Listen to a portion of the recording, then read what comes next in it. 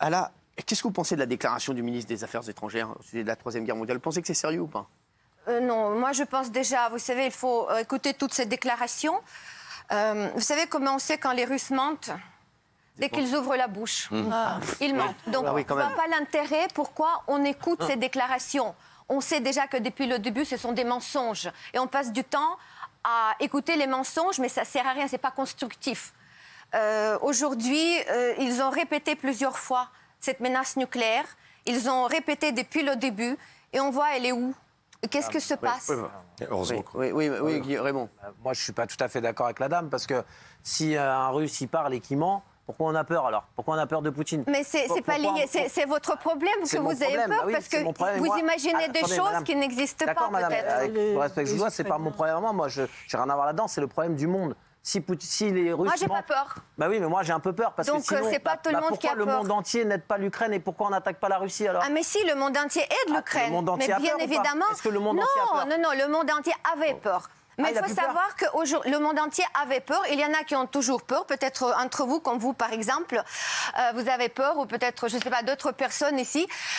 Mais les Ukrainiens, déjà, ils ont peur. La peur, ça vient, c'est très personnel, c'est très subjectif. La peur est liée à vos propres histoires, à votre imagination. Ouais, mais justement, l'histoire, elle nous a appris à être humble, parce qu'en fait, on nous a appris que tout est possible. Parce qu'on vous a déjà, vous n'avez pas encore vécu la guerre, mais c'est-à-dire non, mais on l'apprend quand même à l'école. On sait ce qui s'est passé dans le monde, et on sait que les choses sont instables et qu'il peut se passer, tout peut déraper d'un moment à l'autre. Tout peut déraper, mais sauf que si on attend toujours que ça dérape, ça va déraper. Mais vous voyez, il faut attendre. Mais vous dites que vous n'avez pas peur. Ça a déjà dérapé, madame. C'est-à-dire ça a dérapé. Mariupol a été rasé, il y a déjà des morts, il y a déjà des morts. Il y a 5 millions de réfugiés. Oui, mais ça, il faut dire que c'est pas commencé il y a 2 mois. Il faut savoir qu'en Ukraine, la guerre a commencé en 2008, mais ça n'a pas dérangé personne. Oui, c'est vrai. Ça, c'est vrai. C'est bien de le rappeler. Pendant beaucoup de temps, pendant combien d'années, on s'est dit oui, il y a une guerre en Ukraine. Et même les Ukrainiens aussi se sont habitués à vivre cette guerre comme quelque chose de normal. Mais aujourd'hui, il faut savoir qu'on vit vraiment une vraie révolution. Et je vais dire juste, je finis cette phrase par rapport, ce passage par rapport à la menace nucléaire. Il faut savoir qu'aujourd'hui, ces 3 derniers jours, on vit un vrai changement dans les mentalités, surtout des Occidentaux. Et on le remarque. Ça a commencé par la visite de Blinken et aussi de secrétaire d'État militaire, j'ai oublié son nom, Olsen, je crois, qui sont venus en Ukraine pour soutenir, il y a 3 jours. À Ramstadt, il y avait la réunion de 40 ministres, des ministres de 40 d'États, ministres de Défense. Donc, et là, vraiment, la première fois, on a parlé de la victoire ukrainienne. C'est la première fois qu'on a entendu ça. Avant, tout le monde aidait l'Ukraine. On parlait toujours, oui, il faut aider l'Ukraine à tenir. Ce pays est brave. On va envoyer quelques armes, quelques Stinger, quelques Javelins pour que les Ukrainiens tiennent. Et maintenant, on dit non, les Ukrainiens vont gagner. Et les États-Unis ont dit que l'Ukraine seulement va gagner, mais on va faire tout pour que l'Ukraine gagne. Et surtout, deuxième chose, ils ont dit qu'on va surtout affaiblir la Russie de telle manière que la Russie ne se produit plus jamais ce genre de choses. Voyez. Alors, Gilles, après, je voudrais qu'on entende Régis. Madame, il y a quand même beaucoup de faits qui sont en train de vous contredire. Ah oui. Depuis que les Américains sont venus, M. Poutine a dit, et encore dans sa conférence de presse aujourd'hui, en cas de problème, nous avons l'arme nucléaire, nous pourrions l'utiliser. Mais ça, on le sait, il l'a déjà dit plusieurs fois. La guerre économique ne marche pas. Ils viennent de... Ah si, non, c'est parce que... Non, mais laissez-moi juste finir. Ils viennent de tester, mais c'est ce qu'il a dit. Mais lui, c'est ce qu'il a dit. Il ment. Il ne faut pas écouter ce qu'il dit, monsieur. Ah bon, d'accord. Ils ont testé un super missile avec 15 têtes nucléaires. Vous l'avez vu? Oui, on a vu les images. Non, vous avez vu les images, mais ce n'est pas le missile. Vous n'avez pas vu les... Mais écoutez... Alors, Régis, s'il vous plaît, Régis qui nous dit, parce qu'il connaît mieux que on ne peut pas dire n'importe quoi sur ce type de missile. Alors d'abord, Vladimir Poutine, aujourd'hui, quand il s'est exprimé, n'a pas utilisé le terme nucléaire, mais il a parlé d'armes, de certaines catégories d'armes dont la Russie dispose. La réalité, c'est qu'aujourd'hui, la Russie dispose d'armes, de missiles dits hypersoniques. Ça, c'est la pointe de la recherche en ce moment. Et les Russes et les Chinois ont une longueur d'avance là-dessus par rapport aux Américains et par rapport aux Européens. Tous, on est en train de chercher dans ce domaine. J'explique ce que ce type de missile signifie. C'est des missiles qui volent à Mach 5. Ça veut dire, et qui sont pilotables tout le long de leur itinéraire. Ils peuvent faire 2000 ou 3000 km. À partir du moment où vous lancez ce type de missile, les systèmes de détection américains les plus sophistiqués aujourd'hui les détecte quand le missile est déjà dans sa cible. Donc, pour vous dire, les Américains, enfin, je répète les paroles d'un colonel de l'armée française qui m'a décrit ce type d'arme. Il m'a dit c'est l'équivalent des Indiens qui découvrent les cow-boys avec des fusils. Nous, on est dans la situation des Indiens. Exactement, ouais, voilà. C'est ça. Alors, les Américains ont mis les ont mis les bouchées doubles. Ensuite, le fameux missile Sarmat 2, le Satan 2 dont on parle, lui, c'est un missile balistique intercontinental. Lui, il peut aller à plusieurs milliers de kilomètres. Je dirais qu'il est, il est spectaculaire. Il est aussi, là aussi, la Russie dispose. Alors, quand j'entends M. Poutine, moi, ça me glace le sang. Bien sûr.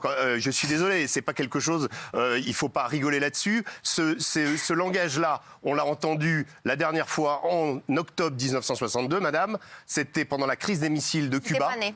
Vous n'étiez pas né, moi non plus, mais au moment où la planète s'est retrouvée au bord de la guerre nucléaire. Et à l'époque, ce sont les Russes qui ont reculé, qui ont fini par reculer, il faut le préciser. Donc voilà, quand on entend ce genre de discours par Sergei Lavrov d'abord, qui parle de Troisième Guerre mondiale, Vladimir Poutine qui parle de la possibilité d'utiliser ces armes, sous-entendant les armes nucléaires aussi, la Russie, c'est 4500 têtes nucléaires, c'est le numéro 1 en mondial, les Américains juste derrière, et nous on en a à peine 300, pour vous donner une idée, un ordre de grandeur. Donc oui, attention aussi à l'idée qu'ont émis les Américains, le secrétaire à la Défense hier, que l'Ukraine pourrait gagner la guerre. Oui, tout le monde souhaite que l'Ukraine retrouve sa souveraineté. Néanmoins, si c'est pour après ne pas donner les moyens ou abandonner l'Ukraine, on a déjà vu les Américains abandonner l'Afghanistan à son sort. Donc attention à ces promesses en l'air qu'on entend un peu souvent. Et pour le moment, il s'agit de fournir des armes. En tout cas, il y a eu ces promesses hier et il y a la réponse de Poutine en direct aujourd'hui. Régis Le Sommier, donc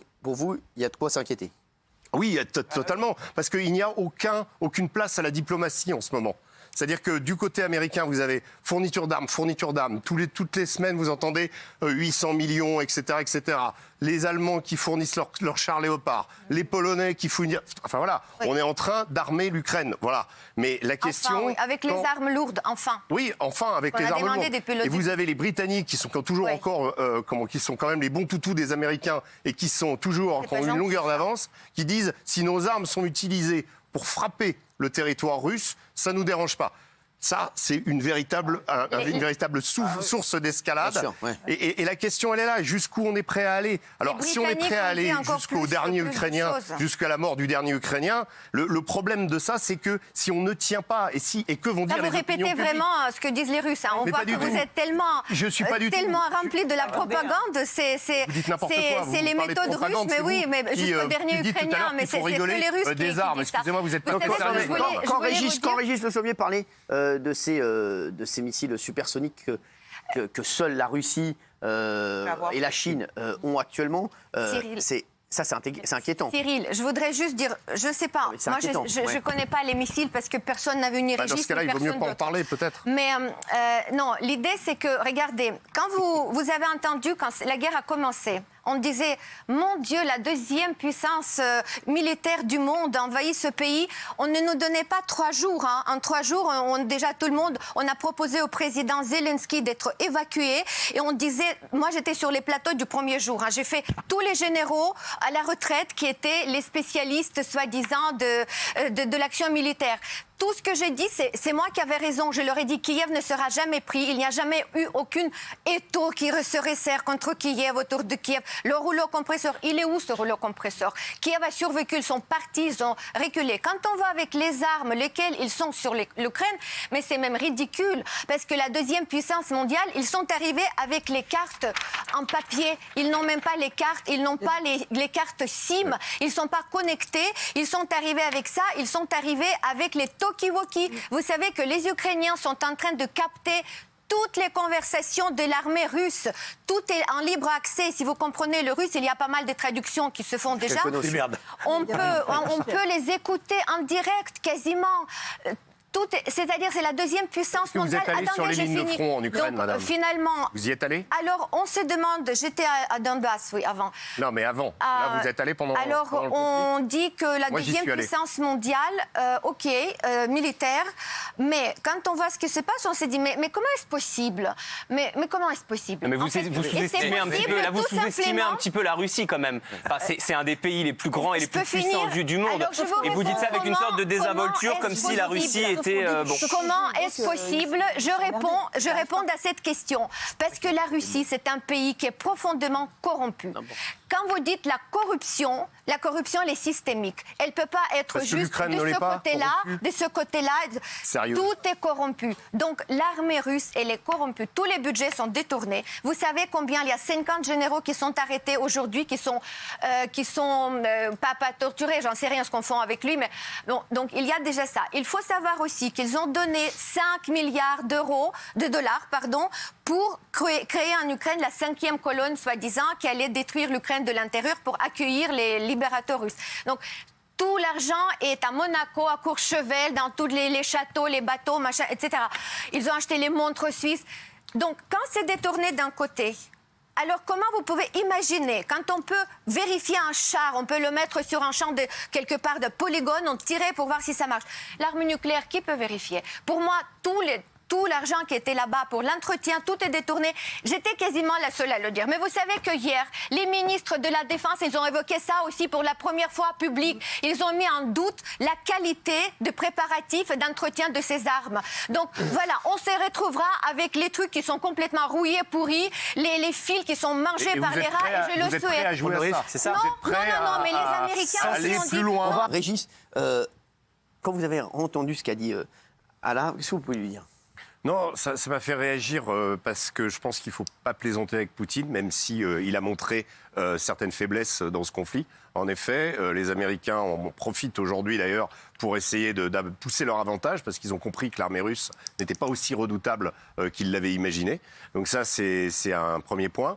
Ensuite, les Russes sont en train, comme ils le font et comme ils l'ont déjà fait pour les deux régions séparatistes du Donbass, l'oblast de Lugansk et l'oblast de Donetsk, et la Crimée également, d'essayer finalement, vous voyez, ils sont en train de constituer une sorte de glacis tout autour et surtout, ils ont presque isolé la mer d'Azov. Il n'y a plus que Mariupol qui résiste. Et ils ont visiblement l'intention, et moi je suis très inquiet pour la ville d'Odessa dans laquelle j'étais il y a 15 jours, vous regardez la zone à l'ouest d'Odessa, vous avez une région en rouge qui s'appelle la Transnistrie. Alors, cette région, depuis 1991, elle a fait sécession de la Moldavie parce que s'y trouve un général de l'armée rouge à l'époque et qui a fait, lui, allégeance à la Russie. Donc c'est une zone où il y a 500 000 habitants qui est une zone pro-russe.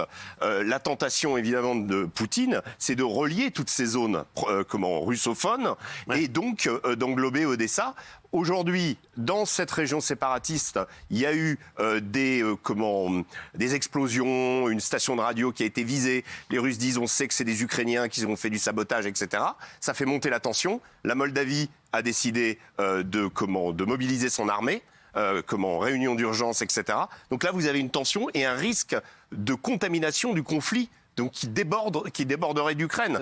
Donc par vraiment. La faute des Russes alors. Comment? Par la faute des Russes. Oui, bien sûr. Alors là, ça serait. Par la faute des Russes. Vous avez un accent maintenant. Peut-être pas du conflit. Peut-être pas du conflit. Par la faute des Russes. J'avais Jean Castex à la table. Pas compris. Mais si vous voulez, l'idée, ce serait de relier toute cette zone. Et à partir du moment où la Russie aura conquise toute cette zone, eh bien, elle possédera tous les débouchés maritimes de l'Ukraine.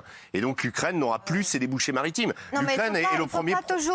Parce que vous êtes en train de fantasmer vous êtes parti loin déjà. Ah non, je m'inquiète pour Odessa. Et je peux vous dire que les habitants sont très inquiets. Alors, madame l'Ukrainienne, allez à Odessa.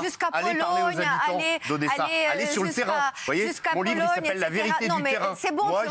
Juste qu'on a envie de savoir aussi, ce que posent les choses. Non, mais la question que se posent les téléspectateurs, s'il vous plaît. Moi, ce que je voudrais savoir, est-ce que vous êtes toujours payé par RT ou pas? Je ne suis pas payé par RT, c'est des remontages que j'ai fait pour le Figaro Magazine. Voilà.